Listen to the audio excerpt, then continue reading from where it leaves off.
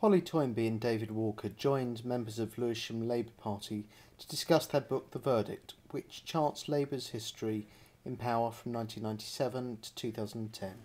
Well, we wrote our book because we wanted a fair record of what Labour did and didn't do during their time in office. There have been lots of other books.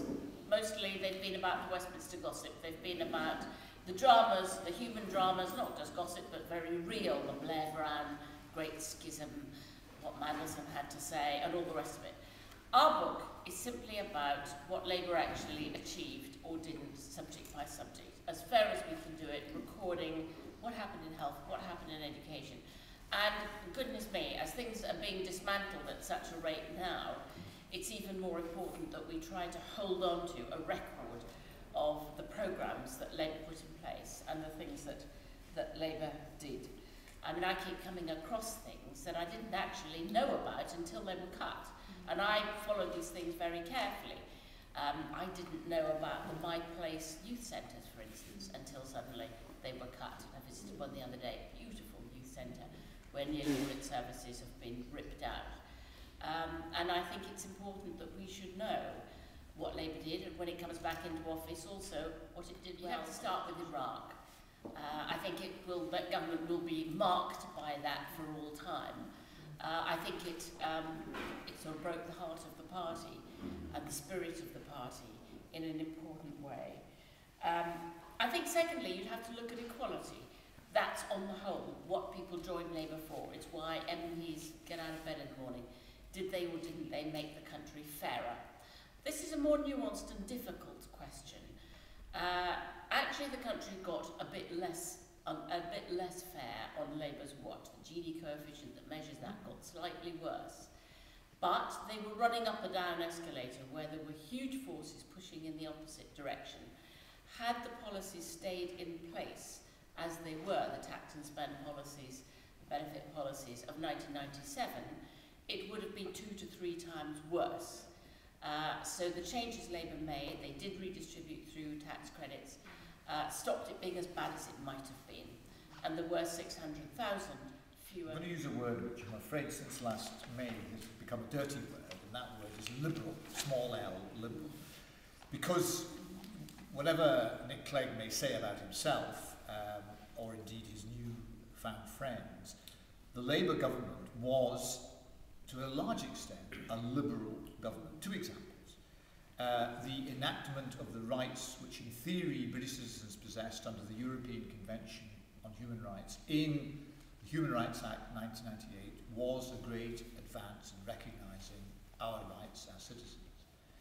What looks like the permanent redistribution of power, Labour is often accused of being a centralist government, but in fact the permanent redistribution of power from Westminster to a Parliament in Edinburgh, an Assembly in Wales, an Assembly in Northern Ireland, which it now looks as if might become a permanent part of that previously fractured landscape, must be reckoned to be a great... NHS we give very good marks to.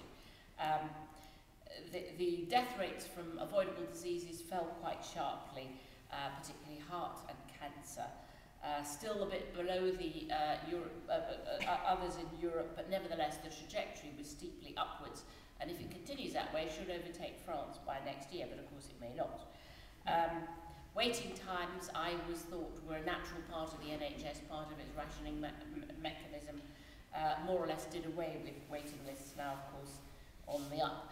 And the highest ever patient satisfaction rating, just as Labour was leaving office. So health service a definite plus. We have to note unfinished business, things Labour started but didn't really carry through to their completion. An obvious example, I'm afraid, is the upper house of our Parliament, the House of Lords.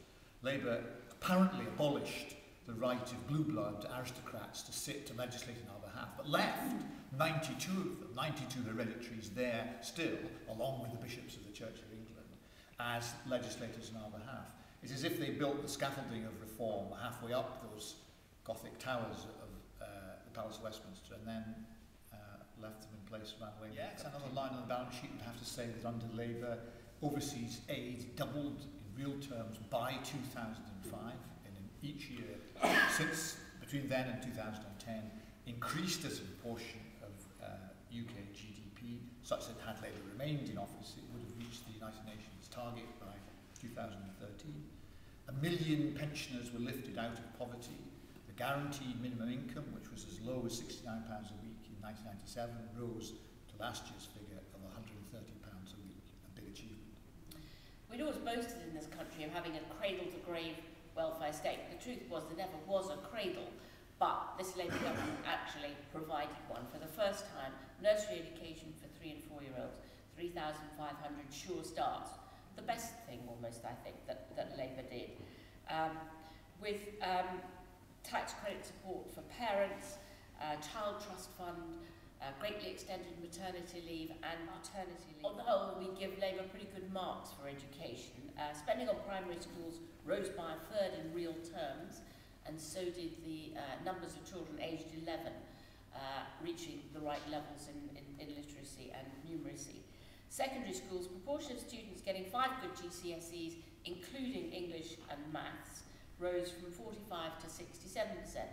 67% not high enough, but nevertheless quite a good upward trajectory. In 97, half of all secondary schools were judged below standard, and when Labour left office it was only a tenth. Universities expanded to the point where 46% of the age group were able to take degrees.